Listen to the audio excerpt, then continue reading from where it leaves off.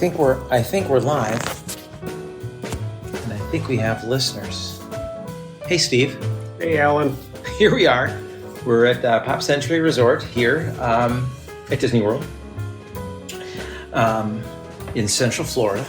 It's good to be here. It's great to be here. This is a little experiment. We thank everybody who is listening live and people who are listening not live, because we're going to publish this recording as is, probably without any editing at all. So, Steve and I have some active professional lives, and we're both kind of grooving this spring break on some of our extra projects, some of the other things that we do.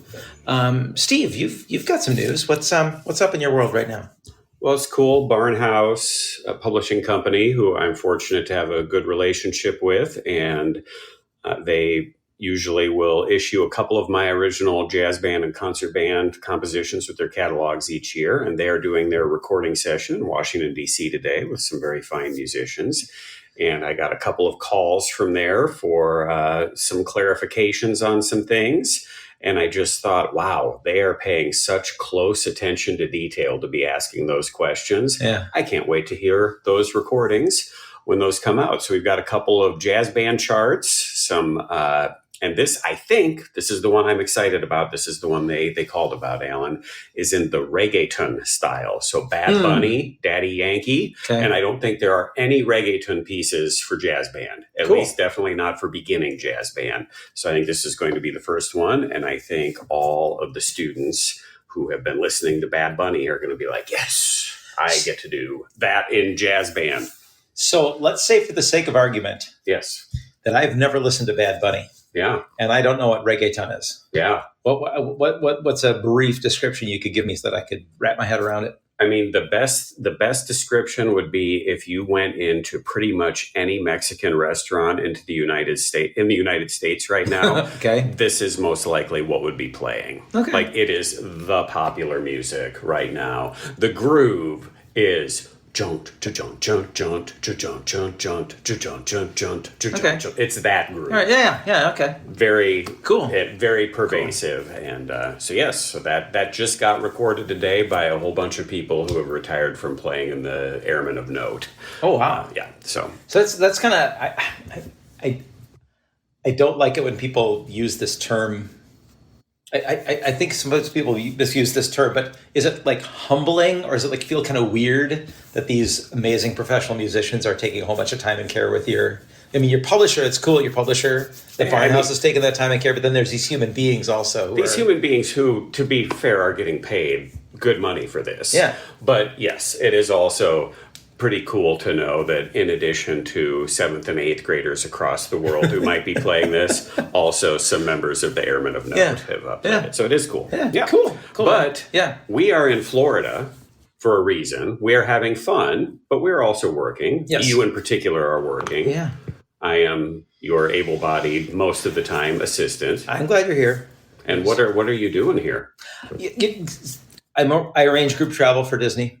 Not for Disney, sorry, for groups traveling to Disney and other theme parks in Central Florida. So we're on a Disney property right now, the Pop Century Resort, which is where I love to put groups. When I was a band director, I loved planning my own trips. And this is a group of senior citizens? These are high school students. We got a band and a choir here today, and we got another band and choir coming tomorrow. Band and choir, high school students. And I had a band about a month ago, and I had a band and a choir about 3 weeks ago. I'm arranging and escorting 6 trips this school year. And 2 of them are happening simultaneously starting tomorrow. One group just got checked in, and they're off having fun right now while we're talking, and the other group is going to show up tomorrow, and they're on their way down from Iowa right now.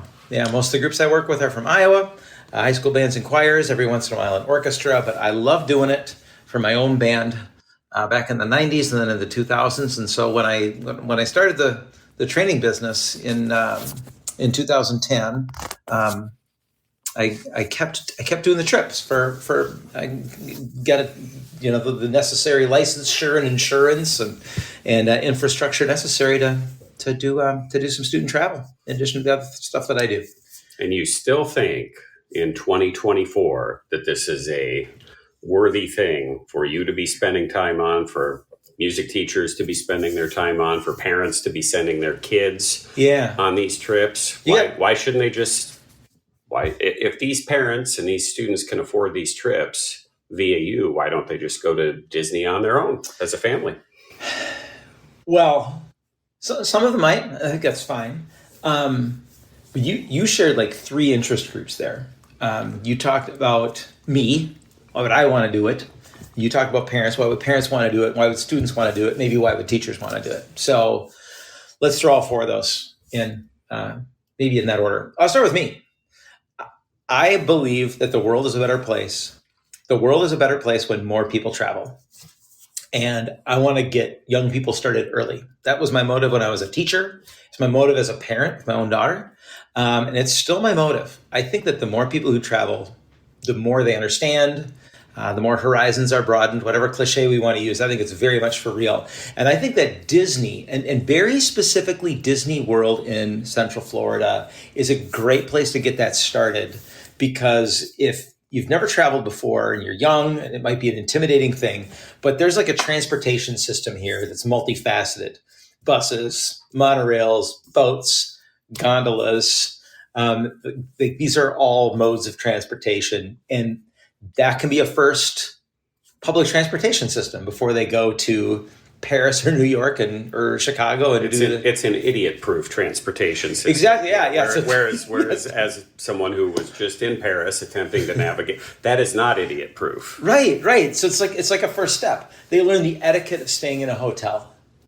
They learn how to order towels. Like I'm pretty full service. So, you've seen this and you've helped me do this. But when it comes to some of the nitty gritty, there's a lot of times I will say, solve this problem on your own. Let me give you one hint. Let me give you one step.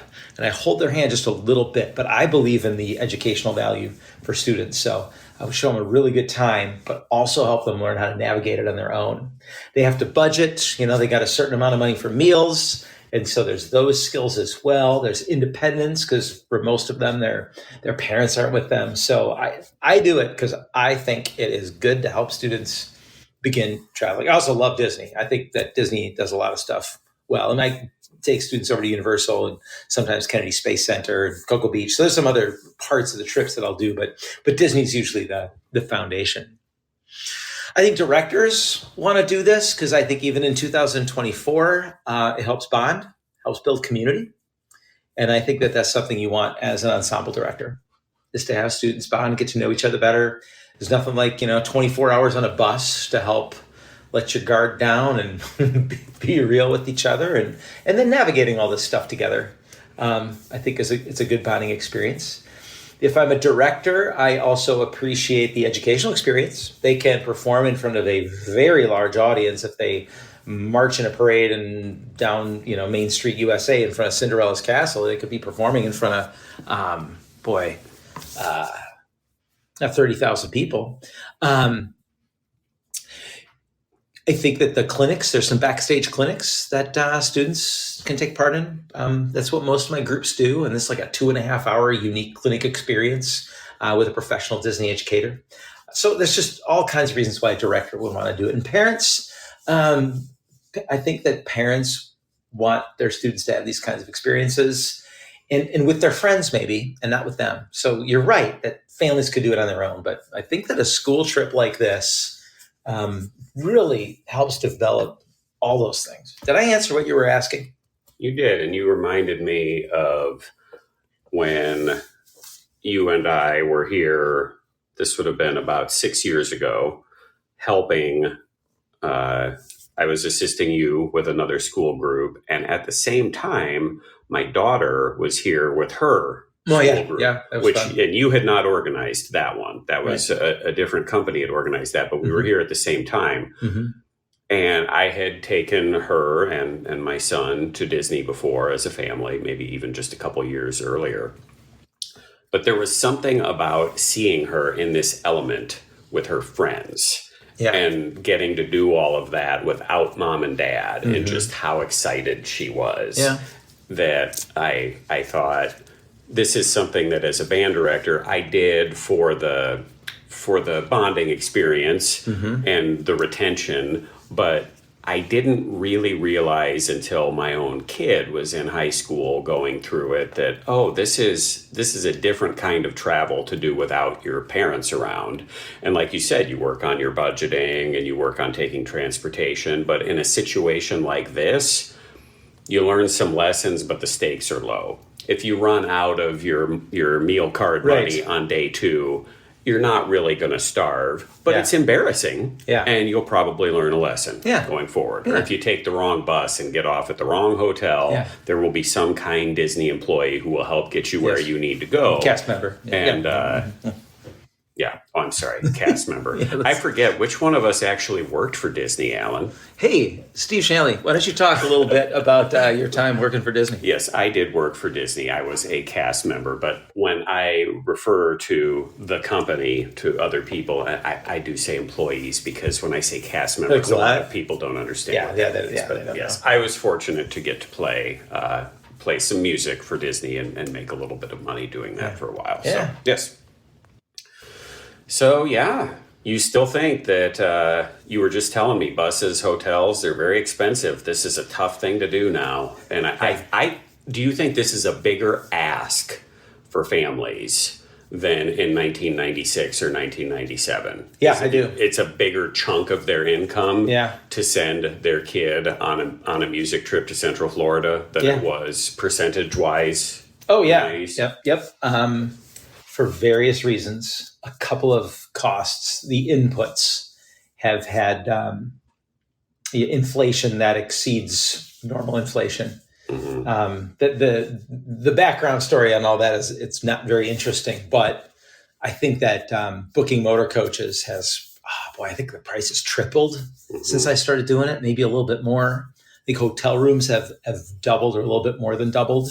There's just a lot of ripple effects of labor market and safety, insurance, and so I think the very first Disney trip I ever did with students, we were just looking at that itinerary and just seeing how similar it was from 1996, one of the first ones I did, the first time I took students to Disney World. I bet that was like a $500 trip. That was like transportation, lodging, and park ticket, and some meals and all that stuff. And now, most of the trips I'm taking with groups, it depends on how they put it together and what the inclusions are and how the numbers work out. But it's anywhere from like $1,400 to $2,400. And that's percentage wise, I think it's a bigger chunk. I think it's worth it. The reason I think that travel is worth it is because anybody I know who travels and spends the money on travel, whether it's a student trip to theme parks or New Orleans or Chicago, or whether it's us, like, my family, we've gone to Vermont. My wife and I went hiking in Germany. Sometimes we've just gone to the North Shore of Minnesota. And whatever travel, large or small, we never regret the money spent on it. And I don't hear people say, "Oh, yeah, it was a great trip, and I wish I wouldn't have spent the money on it." There's some research that shows that money spent on experiences isn't as regretted As things. as things. Yeah, spending money on things. So I do think it's a bigger ask. But your first question was, is it a bigger ask? Yeah, I'm not going to soft pedal that. I think it's worth it, but it is definitely a bigger ask. And it is not as inclusive as it could be. Fundraising helps as a school, finding donors who can help support the trip and support students going, I think is helpful. I'd love to make it $500 again. But a 3-day park hopper, if you buy it retail, is about $550. There's some. That's the 3-day ticket to Disney to be able to go to any of the parks. Yeah, thank you. Yeah. It's possible our listeners don't know all of the terminology. That's appreciate you keeping me honest on that. Yeah, and the groups don't pay that much for it. That's one of the nice things about group travel is you get group discounts on things, and there's some economies of scale. Yeah. But even that, it doesn't have the impact. It doesn't seem like it has the impact because of some of those price hikes. But that's just the way it is. Yeah. You got me thinking here that we have decided that you can get a better, faster, better sounding result maybe by teaching kids by rote.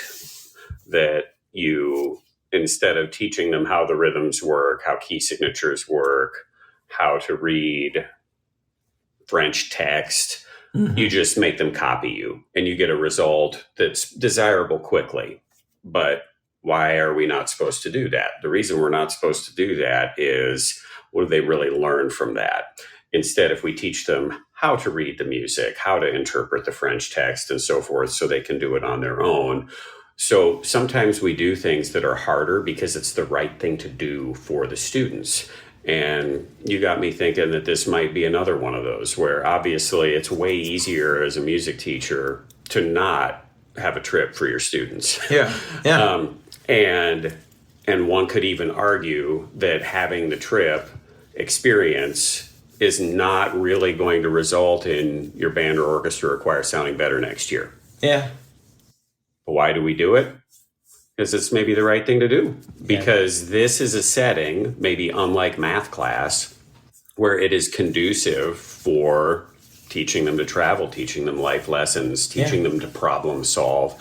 Again, assuming that the trip is well organized in a relatively low stakes environment. Yeah. You know, right now we've got, like, as we speak, we've got a group of 50 here, and some of them have headed over to the Disney Springs shopping and dining and entertainment area. Some people have gone to the pool. They'll kind of negotiate it with their friends, like, what are you going to do? I think I'm going to do this. And you've got directors hanging out. I talked to a couple of them about maybe bowling. I don't know if that's actually going to happen, but yeah, you get to know your director when they're on the podium or in your choir lesson or band lesson. But, to go bowling, to go out for pizza, there's the chaperones. Yeah, a little weird to go out to pizza with your choir director, like during the school year. Yeah. On a Thursday night. Yeah. Yeah. Here, totally normal. Yeah. Yeah, and that's a part of it. Yeah. And it's not just the staff. You've got adult chaperones, parents, and I think it's good for young people to be in proximity to adult role models who are not necessarily their parents. Also, just to kind of you'll learn from those adults, and I think that you see some kind of cool interactions happening between adults and students that, again, you just wouldn't see in other settings. So. I know I think it's a good thing, and I think it's worth it, and I enjoy doing it. I enjoy enabling that. So if I'm a music teacher at a high school in North Carolina, will you organize my trip to New Orleans? No, I wouldn't. I don't have a wide ranging travel business. I focus on the theme parks of Central Florida. Central Florida. Yeah. So if I've never met you, but I live in North Carolina and teach there, would you organize my school music trip to Central Florida, to Orlando? Yeah. I would do that. I don't need to be in Iowa or the Midwest. No. That just happens to be where my clientele is. Again, I don't know how interesting this is to the listeners, but I've never advertised this service. In my last year of teaching, a colleague said, "Hey, next year when you're not teaching and you start your new business, would you have time to organize and join us for our trip to Disney World? We'd love to pay you to do our trip for us because you do such a great job." And then I did that one, and then it's all word of mouth. Every single trip I've done in the last 13 years, and I've done, a few dozen, all of them came to me by word of mouth by people who have traveled with me saying, "Hey, you should travel with Alan." So that's why it would be unusual. I mean, now that we got this podcast voice that we're talking about it, just as some people might be picking up the reggaeton chart. It just happened. You just never happened. advertised it. And I was thinking that is exactly how my show choir arranging business happened. Yeah. I never asked for it. I just wrote for my own groups. And at the end of one year, another director asked. But you do have room for a few. Yeah. More of these? I'd talk to anybody. Alan at groupdynamic.net. I'd talk to anybody. Yeah, for sure. Well, as someone who has worked on these trips as your assistant, as someone who has attended as a parent chaperone on my own children's trips, and as a band director, college and high school, who has taken students on trips, I've kind of seen it from all angles. And like you said, you put it really well. There aren't a lot of people who get done with a trip. And let's face it, every trip gets done and there's, this part didn't go well. This part didn't go well. We've got a list of the things that didn't go well with any travel, whether it's our family or a group. But when you get done listing that, I've never said, I wish I wouldn't have gone. Yeah. I mean, you got the things that didn't maybe go so great. Yep. But it was never, we definitely shouldn't have spent the time or money on that. Yeah. It's always worth it. Yeah, we had four groups of folks. There was a technical issue here, and their keys didn't work for their room right away, and they had to wait 20 to 30 minutes to get into the room. They're not stopping around saying, this was... No, I think they're out roasting marshmallows. I saw them at the over the by s'mores. the pool. Yeah. Good for them. They're just having a great time. Yeah, let's go check them out. Let's go talk to our clientele and see how they're doing. Let's wrap this up. I want to get back to the reggaeton thing. What's the title of that chart again? Well, the working title was reggaeton, and I told them they could just change the title to whatever they wanted, because I'm notoriously awful at titling my charts, and I think they're just going to keep it reggaeton, which feels a little weird, like sort of like the equivalent would be just naming something symphony or swing. Like, you don't need to buy another jazz band swing chart ever again. I wrote the swing chart. Yeah. This is called swing. But I think for right now, like, hey, you know what? No one else planted their flag there. I'll take it. Yeah, cool. Well, we'll watch for that, and you will hopefully let our listeners know, and they'll want to know. They'll want to know when that's published and available. So that sounds good. I'm sure I will forget, but I'm sure Rachel will not forget. Yes. Rachel will make sure that we basically would forget to release the episodes every week if it weren't for Rachel. That's a good point. Rachel, if you're listening, thank you. Shout out to Rachel, our marketing and operations person. All right, man. Hey, this is a good time. Let's go. Go check out the students. Yep. Let's go see how they're doing. All right. Thanks for listening, everybody. I hope this worked okay. We'd love feedback on how this went. Don't know why we got interrupted in the middle, but it looks like we've got at least 5 listeners back since then. So that's great. And we'll just figure out how to sew these together and drop them in the feed. So thanks very much. Have a great night, everybody. We'll talk to you soon.